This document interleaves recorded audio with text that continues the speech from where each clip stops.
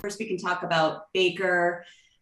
We went over Baker Mayfield's injuries before, earlier in the season. We know he has a torn labrum on his non-throwing shoulder. It's something that's going to need off-season surgery. The hope was that he could keep playing through it if he doesn't continue to dislocate. And we haven't seen him dislocate since. So I think that's, a hopeful sign. It can happen anytime. Baker, has reported quite a few injuries. The knee one, I'm sure, was scary for him. There's a nerve that travels down the side of the knee, and sometimes it's injured when you have a scope. And if you hit that nerve, it could feel like the bone has just broken in half. It's just a searing, terrible pain. And it sounds like he got trauma right to the nerve. So I think that's something that's been affecting him. I'm not sure about the heel bruise, how long that's been going on, but they're in a bye week. So the hope is he can return and sort of be able to pull it together and be productive for the rest of the season. Jack Conklin had a right patellar tendon rupture. Basically, the patellar tendon is the rope that attaches the quads to the leg. So it's the thing that allows you to straighten your knee and obviously run and jump and all that good stuff. When this thing snaps, the athlete knows it. The kneecap kind of flies north. So you can see this kneecap is a little higher than it should be. And you can see this unraveled patellar tendon that was under tension. It's a really devastating injury. I think it's better than it used to be as far as guys coming back.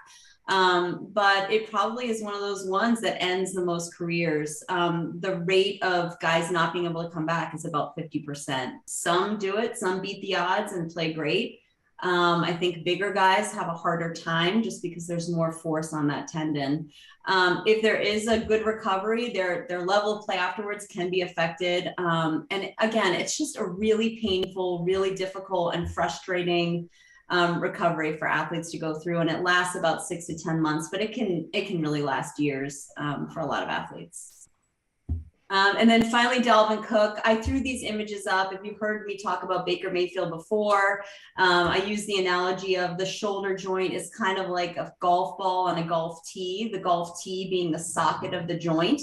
So you need this cone, this like extra apron around that golf tee called the labrum. And I kind of tried to draw it in here pathetically in green, just to give you an idea of what a labrum is. So basically, anytime you have an athlete go down like Dalvin Cook, I was worried. I couldn't really tell from the video what happened. He was grabbing at his ribs. I thought maybe it was a rib injury. Obviously had a big crowd around him as he left the field, but it sounds like he dislocated his shoulder. Anytime that happens, the labrum tears because that's what's holding the shoulder together. So it sounds like he's actually dealing with a labrum tear on the other shoulder as well. So I would expect that he might miss a game or two, just trying to quiet this down so he can be more effective. He's going to be limited afterwards. Usually these guys will go in a harness afterwards that'll just prevent them from reaching straight up and putting the shoulder in a vulnerable position. And then, depending on how he does, he may or may not want or need off-season surgery to repair it.